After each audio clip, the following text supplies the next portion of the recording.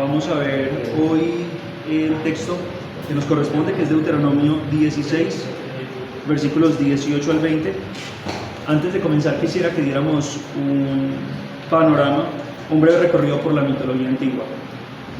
Cabe aclarar que, como lo indica su nombre, pues son mitos, no es una realidad comprobada. Sin embargo, hoy nos servirán como ilustración al tema en el que reflexionaremos. Como sabemos, justicia viene del latín justitia, que era la personificación alegórica en la mitología romana de la justicia y la fuerza moral en los sistemas judiciales. Esta diosa Justitia es el equivalente a la diosa griega Diki, que proviene de la palabra griega para justicia.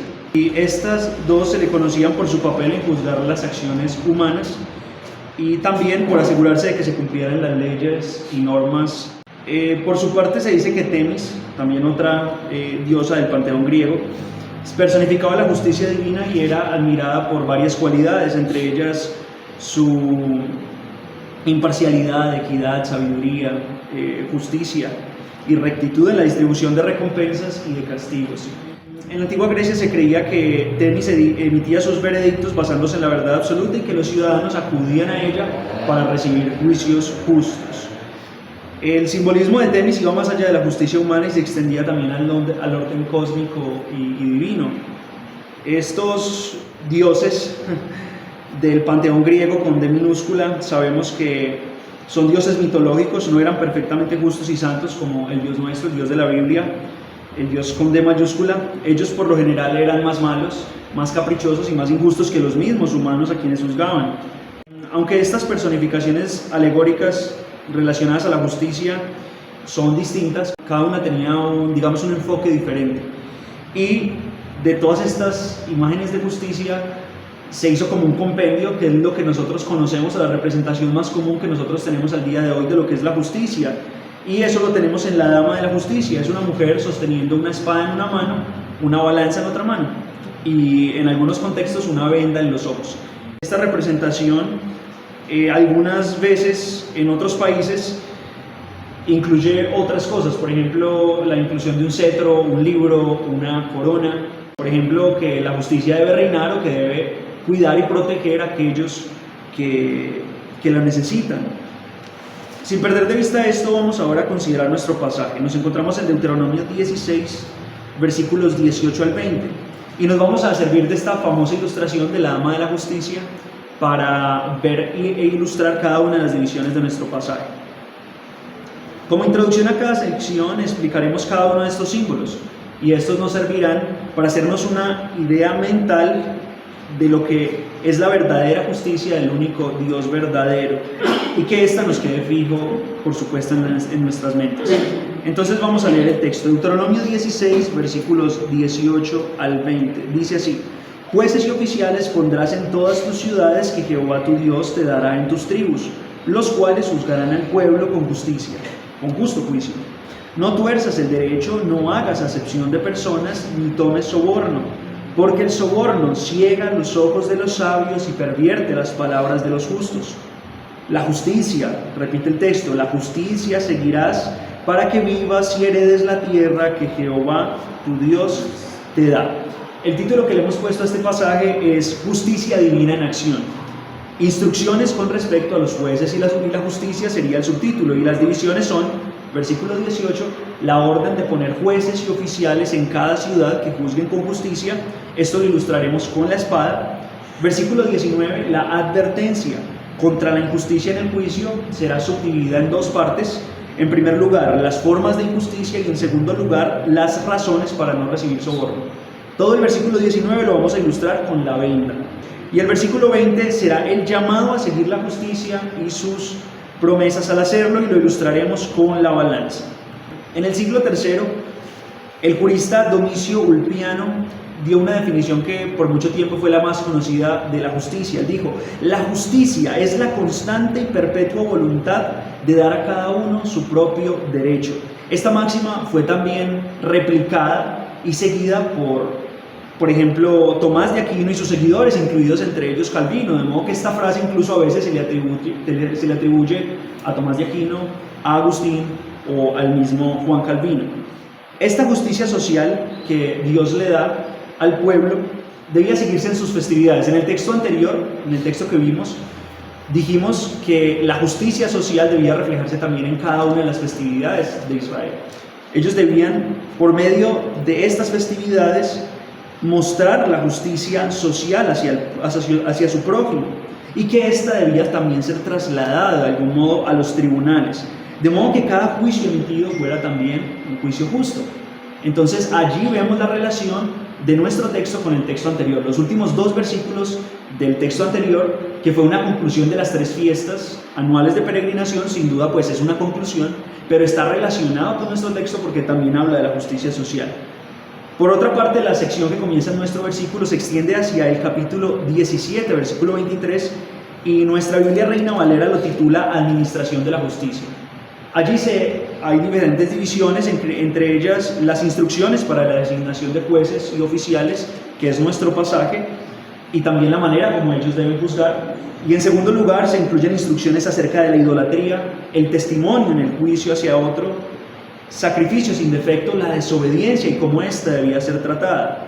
Entonces, en general, al ver estos 2 capítulos 16 y 17, podemos ver la relación en el hecho de que ambos muestran el interés y la preocupación de Dios de que su pueblo sea un pueblo santo, un pueblo apartado para Él, que se distingue de los demás pueblos por su adoración, por su obediencia y su diligencia en cumplir cada uno de los mandatos que Dios les ha dejado, pero sobre todo por su justicia. Además, toda esta legislación divina que Moisés está dando aquí en Deuteronomio es una legislación futura. No toda se va a dar en este momento, sino cuando ya Israel estuviera en la tierra prometida. De modo que Moisés, desde su liberación en Egipto, había estado liderando al pueblo de Israel. Lo lideró durante todo el éxodo y lo lleva a las puertas de la tierra prometida. Pero sabemos que Moisés, Dios le dice que no entraría en la tierra prometida. Por lo tanto, Moisés, al final de su vida, sabremos por Deuteronomio 31, del 7 al 8, que vamos a estudiar luego, que él deja a Josué como líder del pueblo de Israel para que guíe al pueblo a una nueva vida en Canaán.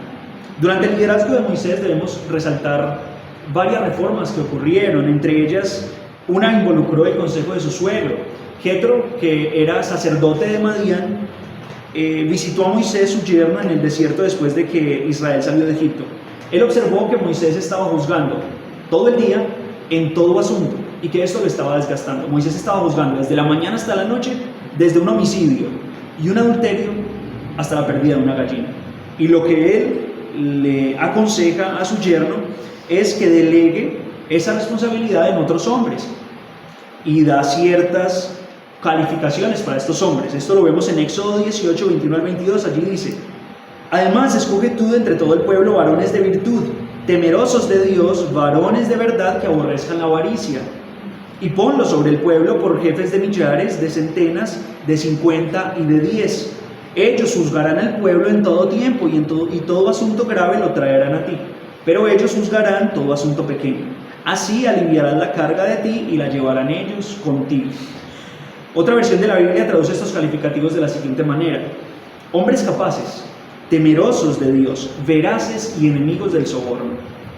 Allí se dice que estos varones serían jefes, pero de acuerdo a la misma descripción de que ellos juzgarían, sabremos que ellos lo que van a hacer principalmente es juzgar los asuntos que el pueblo trajera delante de ellos. Y Moisés, como sabemos, sabiamente siguió este consejo y designó varones para juzgar al pueblo. Moisés estaba preocupado por la organización en Israel una vez entrar en Canaán, porque no solo iba a crecer la nación en posesiones y en pueblos, sino que también iban a crecer los asuntos para ser juzgados. Y necesitaban personas para atender a estos juicios de manera justa, imparcial, sabia y veraz. También es importante notar aquí que Israel pasa un periodo donde su gobierno pasa a ser descentralizado. ¿Qué quiere decir descentralizado? Cada tribu iba a recibir una heredad y cada uno iba a juzgar de cierta manera, de forma independiente. Podemos pensar de forma similar al gobierno de Estados Unidos, donde cada estado juzga y tiene leyes propias de su estado, pero que también hacen parte de una nación y tienen muchas cosas más en común con la nación. Igualmente Israel iba a tener jueces independientes que juzgaban en cada ciudad, pero la religión y muchos asuntos de fe y de adoración iban a ser nacionales. Por ejemplo, los jueces mencionados, algunos de ellos, Sansón, Débora, Jefté, todos ellos juzgan en ciudades diferentes. Habiendo dado este panorama contextual a nuestro pasaje, ahorita sí vayamos a la primera sección. Leamos el versículo 18, que lo hemos titulado Orden de poner jueces y oficiales en cada ciudad que juzguen con justicia. El versículo 18 dice así: jueces y oficiales pondrás en todas tus ciudades que Jehová tu Dios te dará en tus tribus, los cuales juzgarán al pueblo con justo juicio. En este versículo 18 nos encontramos con la oración principal de nuestro pasaje. De este primer versículo, por decirlo de algún modo, se desprenden todas las instrucciones que siguen. Nuestro pasaje es ético y contiene instrucciones éticas. En este versículo le dice: Israel, te ordeno que pongas jueces y oficiales en cada ciudad que administren bien la justicia. Ahora pensemos en la dama de la justicia. La espada que esta mujer lleva en una de sus manos representa la ejecución de las medidas. Es decir, antiguamente se representaba como el brazo ejecutor de la justicia, la espada. Actualmente apunta a la autoridad que se le otorga a las fuerzas civiles o a las fuerzas del Estado, pues se supone que solo así se puede ejercer la justicia, es decir, solo mediante el porte de la espada que delega autoridad es que se puede establecer justicia en la tierra, y para eso existe, digamos, el poder judicial en las repúblicas, por ejemplo. La espada representa el poder y la fuerza necesarios para hacer valer la justicia, pero también la disposición para usarla cuando la justicia lo demande. En nuestro pasaje, la espada nos va a señalar la acción que los jueces y oficiales deben realizar, siendo esta una orden divina por la nación y desde luego siendo avalados y respaldados por Jehová. Es decir, el Señor va a respaldar a los jueces porque es Él quien les da la autoridad de juzgar y administrar justicia. Quien porta la espada en el orden judicial está dispuesto a usarla a fin de llevar a cabo la labor que se le ha encomendado. Y del mismo modo, los jueces en Israel, en cada una de las ciudades, deben estar siempre dispuestos y prestos a realizar la labor que se les ha encomendado, que es dar juicios veraces de acuerdo a las normas, leyes y causales dados por Dios, de manera imparcial y sin intervención de la justicia. En este primer versículo de nuestro pasaje se señala la necesidad de poner jueces y oficiales en todas las ciudades. La palabra todas las ciudades en hebreo es sha'ar, que literalmente se traduce todas las puertas en la mayoría de versículos del Antiguo Testamento. Es decir, todas las puertas de la ciudad donde los jueces y los ancianos se sentaban para juzgar al pueblo. Por ejemplo, Génesis 19:1 dice: llegaron pues los dos ángeles a Sodoma a la caída de la tarde, y Lot estaba sentado a las puertas de Sodoma. Y viéndolos Lot se levantó a recibirlos y se inclinó hacia el suelo. Otro texto que también nos habla de este asunto contextual es Ruth 4:1. Allí ya vemos esa voz. Booz subió a la puerta y se sentó allí, y aquí pasaba aquel pariente de quien Booz había hablado y le dijo: fulano, ven acá y siéntate. Y vino él y se sentó. Entonces, vemos en Génesis a Lot en las puertas de Sodoma. Esto es en el contexto externo a Israel, pero vemos a Booz dentro del contexto de Israel, o sea que podemos decir que esta costumbre de que los jueces y los ancianos se sentaran a juzgar en las puertas de la ciudad era un asunto relevante, no solo dentro de Israel, sino también en las naciones vecinas. Otro texto que no puedo leer, pero que puedo mencionar para quienes toman nota, es más extenso, es Job 29, del 6 al 17. Además de este contexto en que los israelitas estaban a punto de entrar en la tierra prometida, Moisés, el líder del pueblo, ahora lo que hace es entregarle las leyes e instrucciones de Dios y guía al pueblo a una nueva vida en Canaán, y eventualmente les deja como líder, como ya dijimos, a Josué.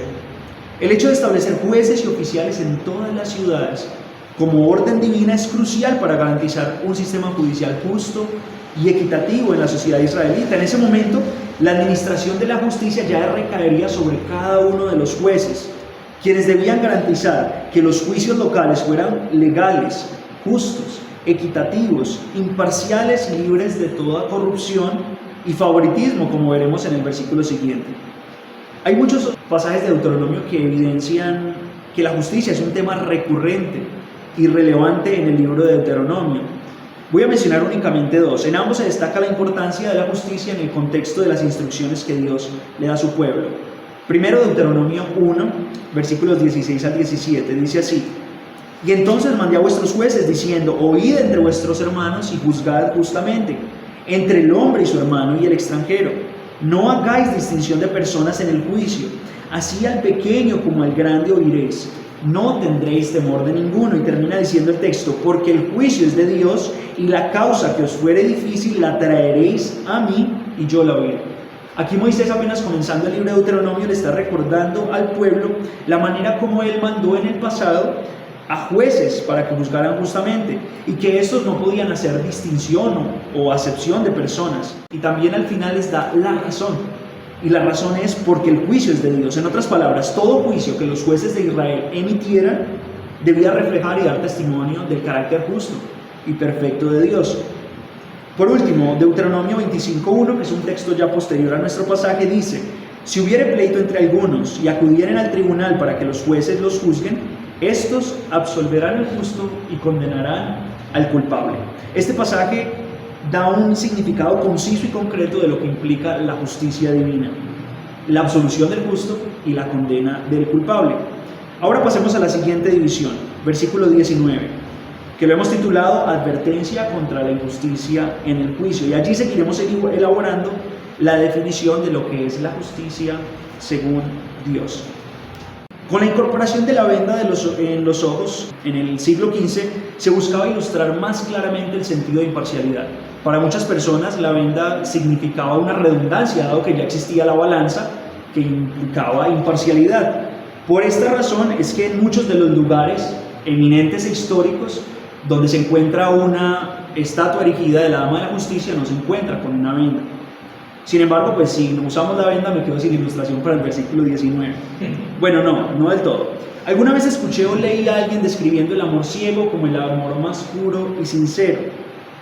Desde luego lo que esta persona tenía en mente era la ceguera física, es decir, una persona ciega que se enamoraba y se casaba con alguien a quien nunca podía conocer físicamente y de quien nunca podría admirar sus cualidades físicas.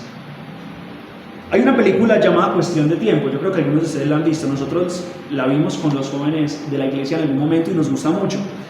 En esta película hay una escena donde ocurre en un restaurante. En este restaurante llegan hombres y mujeres desconocidos, se sientan en una mesa a oscuras y tienen una cita ciegas. También hay realities que han sacado acerca de ese tema, del amor a ciegas. Allí entonces ellos se conocen, hablan, conversan.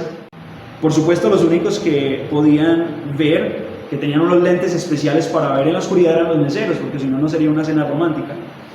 Bueno, lo que pasa es que ellos, estando a ciegas, les atraería una persona de la cual ignoraban su color de piel, su peso, su nacionalidad, su contexto, los logros académicos o el estatus que esta persona tenía. Sin embargo, para la mayoría de las personas, el amor ciego es una fantasía que solo los ciegos tienen.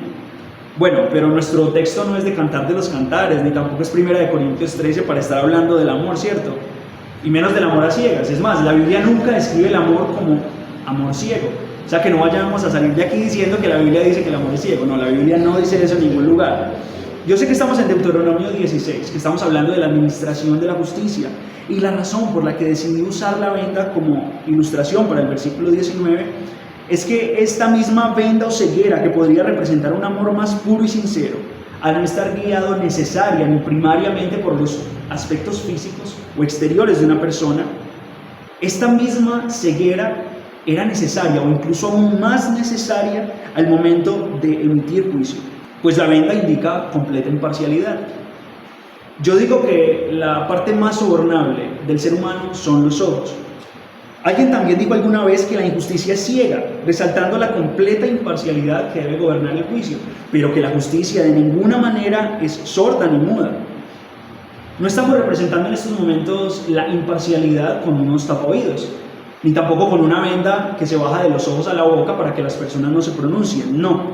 En realidad estamos representando la imparcialidad con una venda porque, por una parte, la justicia se revela contra toda injusticia y por otra parte se manifiesta, es decir, habla y escucha atentamente las declaraciones y los testimonios para dar un juicio justo.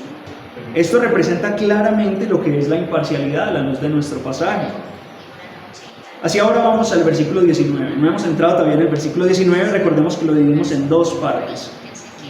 La primera parte son 3 órdenes negativas. No tuerzas el derecho, dice el texto, no hagas acepción de personas, ni tomes soborno. Moisés le está diciendo al pueblo lo siguiente de parte de Dios: Israel, cuídate de toda injusticia en todas sus formas cuando estés en la tierra prometida. Y la razón te la doy al final, porque el soborno ciega los ojos de los sabios y pervierte las palabras de los justos. La primera subdivisión de este versículo es las formas de injusticia. Allí tenemos la perversión de la justicia, la parcialidad y el soborno. La prohibición del soborno y las distorsiones del derecho, que en nuestra Biblia es traducida como perversión de la justicia, reflejan la preocupación de Dios por la justicia y la rectitud en la sociedad de Israel, en su pueblo. Dios promovía un sistema judicial basado en su verdad objetiva y revelada, en la ley dada por medio de Moisés. Esto por su parte era entonces, en ese entonces, pero también ahora esencial para mantener el orden y la cohesión social. También para la expresión correcta de la justicia divina. Cualquier deformidad en la justicia humana, dada de parte de Dios, distorsiona lo que nosotros entendemos por justicia divina. Moisés entonces, aquí inspirado por el Señor, tiene la preocupación apremiante de que el pueblo pueda reflejar fielmente la justicia del Dios justo y perfecto a quien dicen temer. Esto se hará más notorio y evidente en los siguientes pasajes que leeremos. Éxodo 23 del 6 al 8, Levítico 19, 15, Proverbios 17, 15 y Deuteronomio 10 del 17 al 18. No pervertirás el derecho de tu mendigo en su pleito. De la palabra de mentira te alejarás y no matarás al inocente y justo, porque yo no justificaré al impío. No recibirás presente, porque el presente ciega a los que ven y pervierte las palabras de los justos. El lenguaje de este texto de Éxodo que nos acaba de leer nuestro hermano Jonathan es básicamente el mismo usado en nuestro pasaje, pero hay una particularidad. Aquí este texto hace parte de una sección que es titulada como leyes humanitarias, pero aquí Dios da la razón tajante, clara y concisa.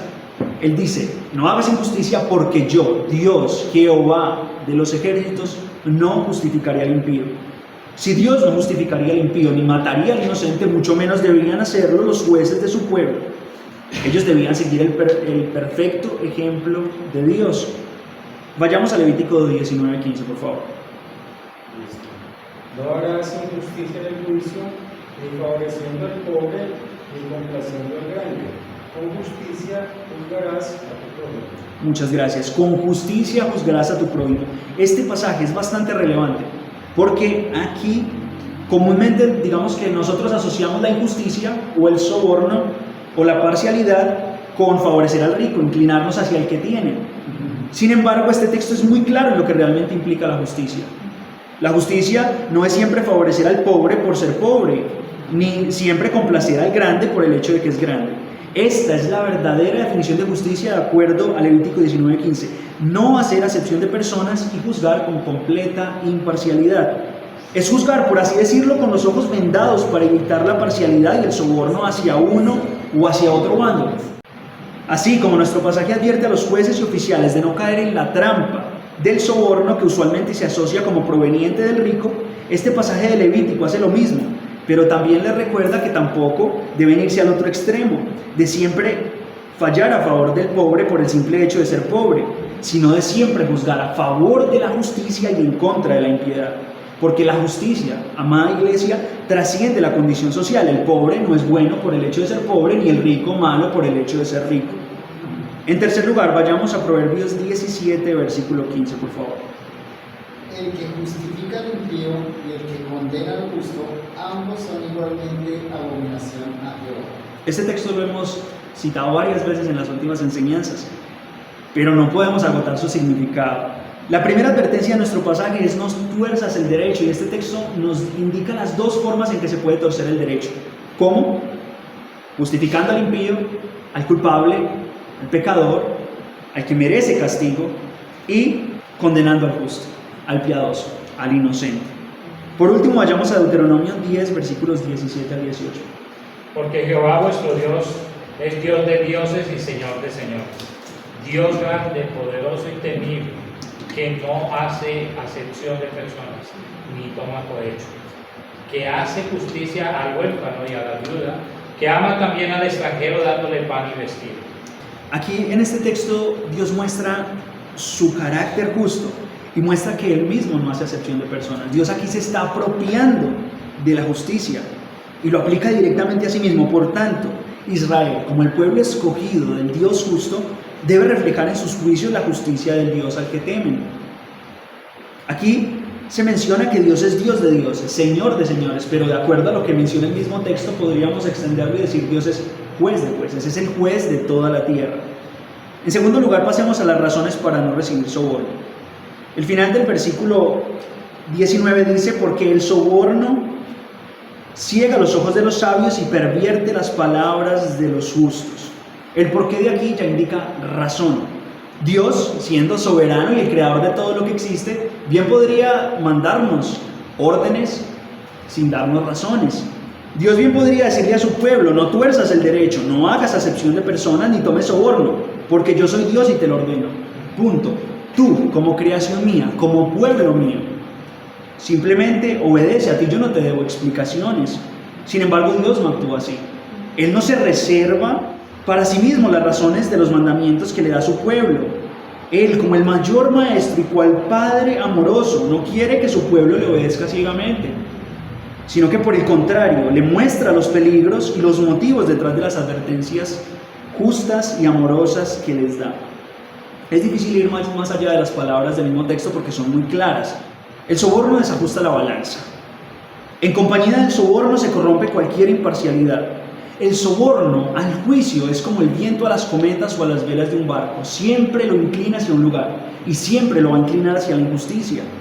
El soborno también ciega, ya no una ceguera en el sentido veraz de imparcialidad, como mencionamos al comienzo, y como la imparcialidad que debe haber en un juicio justo, sino que ahora ya el juez sobornado lo malo ya no lo ve tan malo, lo injusto ya no es tan injusto, ya la agresión no es tan mala y el homicidio culposo de una mujer por andar en grado 3 de ebriedad en una camioneta de lujo con su licencia de conducción vencida y el SOA también vencido, no merece más que 1 año de casa por cárcel.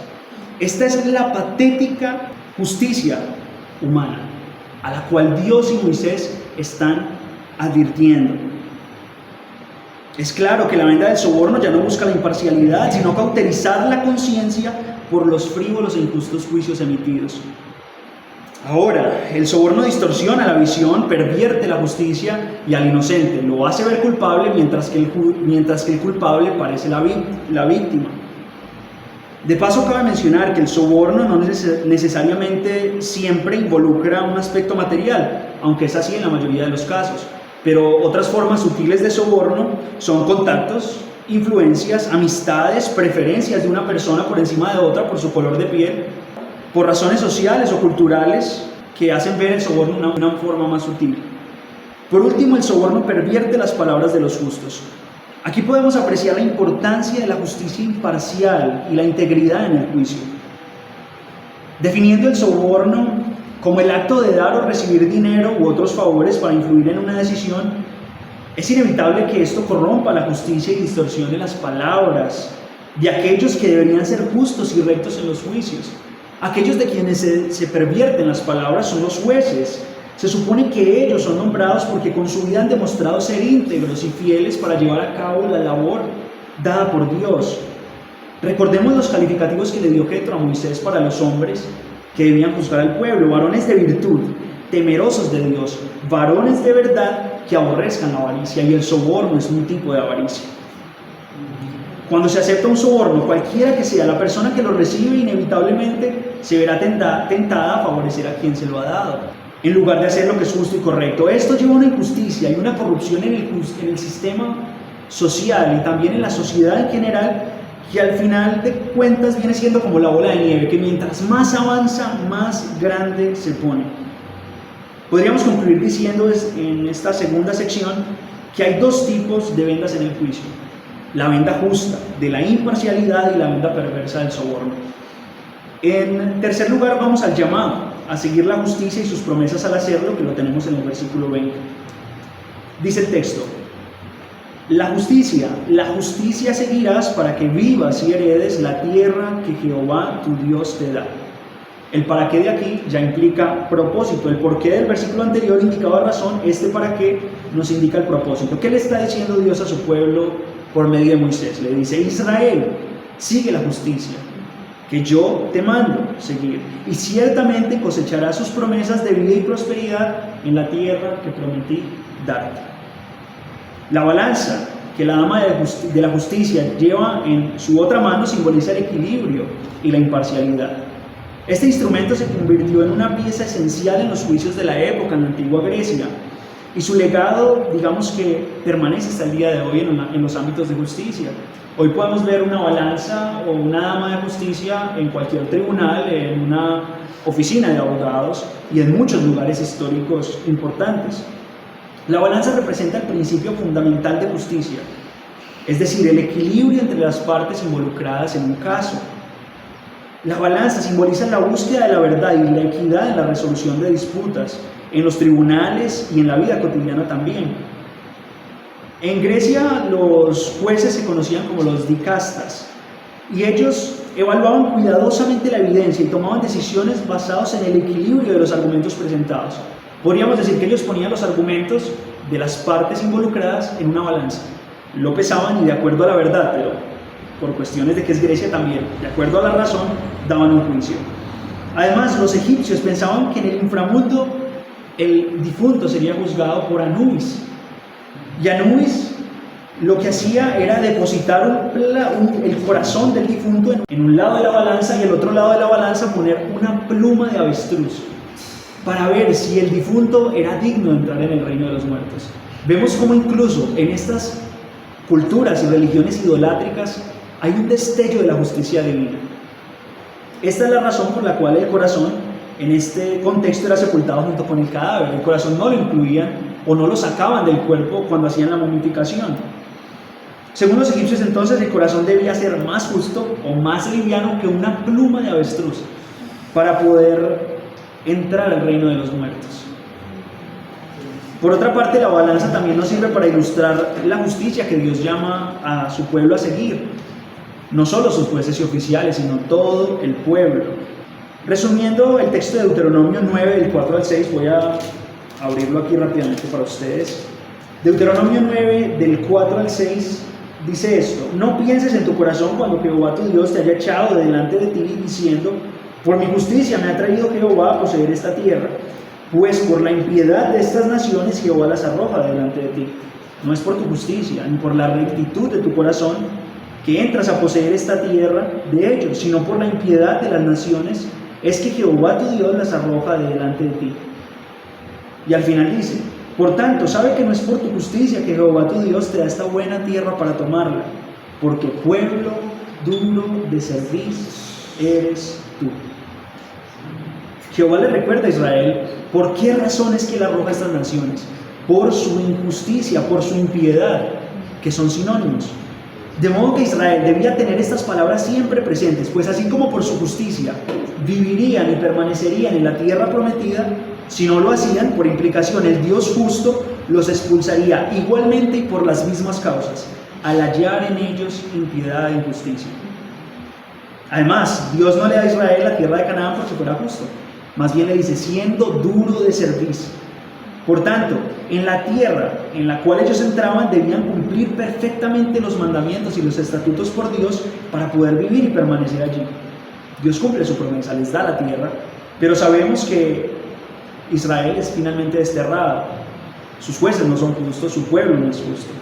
Terminemos viendo un par de versículos del mismo libro de Deuteronomio que indican las consecuencias de dejar de seguir la justicia divina y en cambio dejarse llevar por el soborno.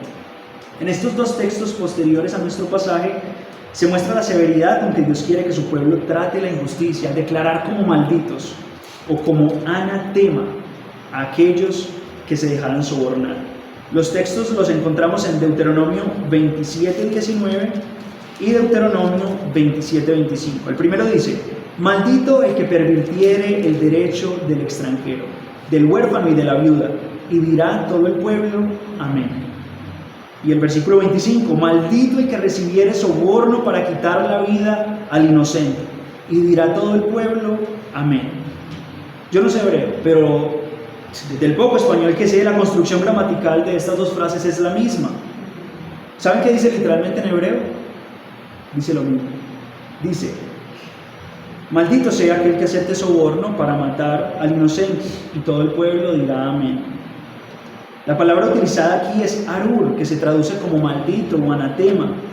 Esto significa que la persona que aceptara el soborno para quitar la vida de un inocente o aquella que pervirtiera el derecho de la viuda, del extranjero o del huérfano, estaría bajo la maldición y la condenación divinas. La Biblia utiliza este tipo de lenguaje como arur, que quiere decir anatema, para mostrar la gravedad de ciertas acciones y sus consecuencias. Esto fue lo que hicieron los jueces de Israel y todo el pueblo. Muy pocos de ellos en realidad a lo largo de la historia agradaron al Señor. Normalmente pervirtieron el derecho del extranjero, del huérfano, de la viuda, callaron, atacaron y asesinaron a los que hablaban de parte de Dios, amaron el soborno y desecharon a Dios y su ley, de modo que estas maldiciones eventualmente cayeron sobre ellos y el amén de todo el pueblo ahora hacía un eco ensordecedor al ver las consecuencias inminentes que Dios traería en su contra a causa de su impiedad e injusticia. Aquí concluimos la exposición de nuestro pasaje, principalmente para la audiencia original. Y ahora espero que ya tengamos muy clara en nuestras mentes la descripción de justicia. Si ustedes quieren, en cada uno de los versículos, si son muy visuales como yo, pueden hacer el dibujito de una venda, el dibujito de una espada o el dibujito de una balanza. Ahora ya sabemos cuál es la verdadera justicia divina, qué es un juicio justo, qué significa la imparcialidad y qué es el soborno y cómo Dios lo odia. Aunque hay cosas importantes que podemos aplicar a nuestras vidas, creo que a muchos de nosotros, espero que a todos se nos esté haciendo agua a la boca de saber cómo se relaciona este pasaje con nosotros. Sí, claro, la aplicación del pasaje es que debemos ser sabios y responsables al elegir a nuestros gobernantes cada cierta cantidad de años. Debemos ser responsables al votar por un presidente, por un gobernador, por un alcalde, por un congresista, por un concejal, por un edil, hasta por un personero de 11 que le promete a uno 2 horas de descanso y una piscina que nunca cumple. Hasta incluso en eso debemos ser responsables. Pero eso no es lo que primariamente apunta el pasaje. También la aplicación del pasaje es que nos recuerda la importancia de buscar la justicia en todo lo que hacemos. Personalmente debemos conducirnos siguiendo los principios dados por Dios para vivir en armonía con su voluntad, que siempre, como lo dice Corintios, es buena, agradable y perfecta. Claro, el pasaje nos da esos principios para elegir gobernantes justos en nuestros días, pero estos fines no serían más que moralistas y mediocres para la iglesia de Dios si nos detenemos allí sin conectar esto con el propósito del pasaje, con Cristo y su iglesia. Isaac Ambrose, en una cartillita que nos ha regalado el pastor de Chapel Library, escribió comenzando un tema titulado El más excelente tema. Y él dice, el más excelente tema para hablar o escribir es Jesucristo.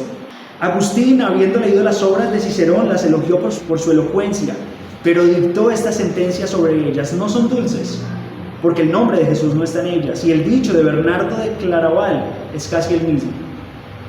Cuando escribes, no lo disfruto, si no está Jesús allí. Si discutes o expones, no lo disfruto, si no suena Jesús en medio. Sigue diciendo Ambrose, en efecto, todo lo que decimos no es más que insípido si no está sazonado con esta sal. Me propuse no saber entre vosotros cosa alguna, dice Pablo, sino a Jesucristo y a este crucificado, dice 1 Corintios 2:2. Entonces, con el temor y el temblor de que estas palabras no sean aplicadas a nosotros al estudiar hoy este pasaje, quiero mencionar 2 citas fascinantes que leí en una revista argentina que habla acerca de la ética social y política en la mente de Juan Calvino. Estas frases no son de Juan Calvino, pero describen muy bien su pensamiento en cuanto a la justicia y la ética social, que vale la pena mencionar a la luz de nuestro pasaje. La primera cita dice: el gobierno es necesario entre los hombres, dado que ellos son malos. Han de alterar ese orden, causando entonces el disgusto de Dios. Positivamente, el gobierno significa justicia, la justicia de la ley ordenada por Dios. Y la segunda cita dice lo siguiente: el último propósito de la ley es el último que el mismo propósito de todas las instituciones en las esferas espirituales y civiles. 2 puntos. ¿Cuál es el propósito final de todas las instituciones civiles y espirituales? Glorificar a Dios, quien es la fuente de toda ley, autoridad y gracia. ¿Por quién? Por el hombre redimido en Cristo.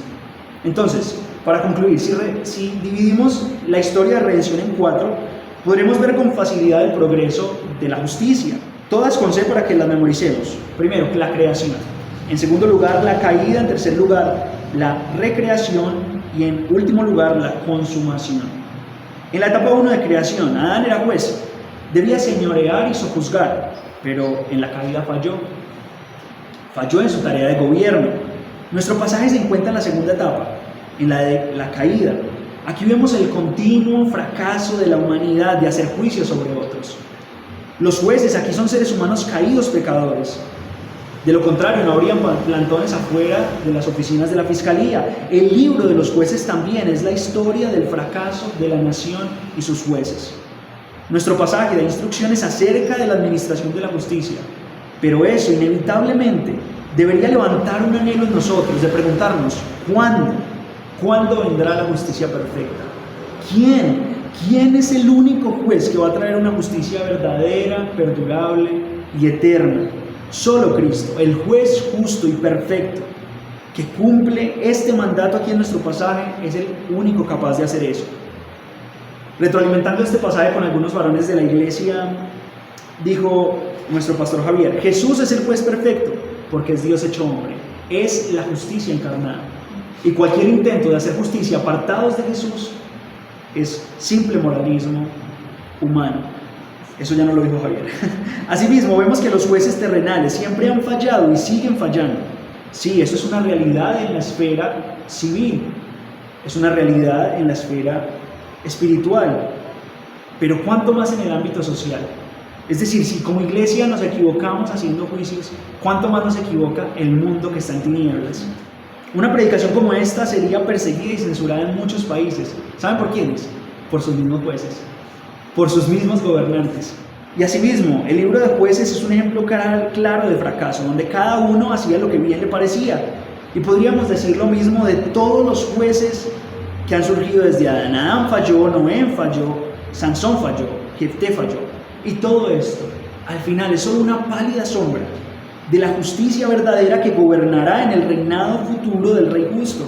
Isaías 65 y Apocalipsis 21 y 22 nos describen esta consumación, que es el cuarto punto, donde este reinado justo y eterno de Jesús, el único juez perfecto, vence. Por último, quisiera leerles Jeremías 23, versículos 5 al 6.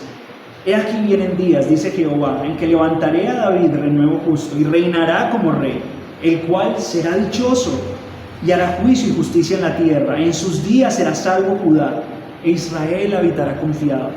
Y este será su nombre con el cual le llamarán Jehová, justicia nuestra. Isaías 11, del 1 al 5, nos dice que saldrá una vara del tronco de Isaí y un vástago retorneará de sus raíces. Y reposará sobre él el espíritu de Jehová, espíritu de sabiduría y de inteligencia, de consejo, de poder, de conocimiento, de temor de Jehová. Y al final dice, no juzgará según la vista de sus ojos, ni arguirá por lo que oiga sus oídos, sino que juzgará con justicia a los pobres y arguirá con equidad por los mansos de la tierra. Herirá este vástago con la vara de su boca y con el espíritu de sus labios la tierra matará al impío. Y será la justicia el cinto de sus lomos y la fidelidad del Señor de su cintura. Entonces, el único juez que cumple y cumplirá de manera perfecta el mandato de nuestro pasaje es Cristo. Por tanto, la única manera de establecer jueces justos en iglesias locales que establezcan juicios justos es por medio de Cristo y en dependencia a Él, a su palabra y a su Santo Espíritu. Él juzgará a tu pueblo con justicia y a tus afligidos con juicio. Los montes llevarán paz al pueblo y los collados justicia. Juzgará a los afligidos del pueblo, salvará a los hijos del menesteroso y aplastará al opresor, dice Salmos 72, del 2 al 4. En la recreación, entonces, Dios conforma a un pueblo, la iglesia, justo y santo. Cristo, como juez de la iglesia, establece jueces y oficiales, pastores, obispos, pero estos siguen siendo pecadores imperfectos también. Esperamos un juicio perfecto, pero no llega. Aquí, la disciplina eclesiástica en el pastoreo del rebaño de Cristo, desde luego hay rasgos de perfección, pero siempre también habrá rasgos de imperfección. Solo como cristianos, ejerceremos un buen juicio cuando seamos gobernados por la palabra y el Espíritu, pero ese juicio nunca será perfecto, aunque debemos honrar y respetar a nuestros pastores, obviamente.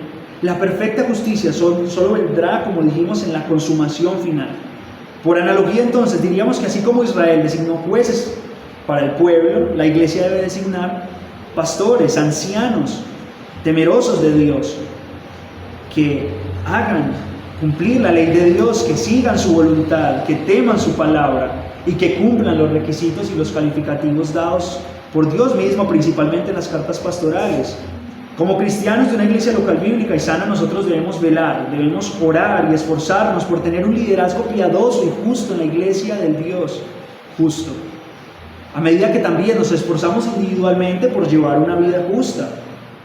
Isaías 33 también, versículos 15 al 16, dice: el que camina en justicia y habla lo recto, el que aborrece la ganancia de violencias, el que sacude sus manos para no recibir cohecho, soborno, el que tapa sus oídos para no oír propuestas sanguinarias, el que cierra sus ojos para no ver cosa mala, éste habitará en las alturas, fortaleza de roca será su lugar de refugio.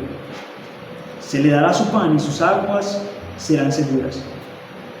Es muy importante que los líderes y jueces de nuestras iglesias reflejen la justicia divina, guiados por la piedad y rectitud en sus juicios. A mí me gusta mucho el balance de nuestra iglesia en la disciplina eclesiástica. No mandar nada que la palabra de Dios no mande y no prohibir nada que la palabra de Dios no prohíba. La Biblia siempre debe ser nuestra regla de fe y práctica. Y también para cada una de las iglesias locales que de verdad teman al Señor. Y a la persona que no ha creído aún, una de las frases más populares hoy en día es la de solo Dios puede juzgarme. Un día fuimos a comer a un lugar y el chico que nos atendió tenía tatuado esa frase en su brazo, grande para que todo el mundo la viera: solo Dios puede juzgarme. Esta frase la usan comúnmente muchas personas que no quieren escuchar ninguna crítica por parte de nadie, que le huyen a la justicia de Dios y a la justicia aquí en la tierra. Dicen creer en Dios y al reconocer que solo Él tiene el derecho de juzgarlos, pero no quieren hacer parte de una iglesia local, es decir, huyen a la justicia. Ellos no quieren que sus pecados sean expuestos y mortificados. En realidad se engañan, porque ellos saben que Dios ciertamente los juzgará. Dios nos juzgará a nosotros. Él es el único que tiene el derecho de juzgar y finalmente lo hará. Pero por favor, no ignores que Dios ha establecido la iglesia y en ella pastores piadosos que gobiernan con amor, piedad, con justicia y celo por el rebaño de Dios. Solo al tú estar en Cristo puedes ser justificado y a la vez adoptado en la iglesia universal, donde finalmente la justicia divina reinará en el reinado justo del Salvador. Si no haces parte de una iglesia local por los méritos de Cristo, mediante la obra interna del Espíritu Santo, es imposible que tú ames y te comprometas con la justicia verdadera. No te puedes engañar creyendo que el juicio de Dios contigo será favorable.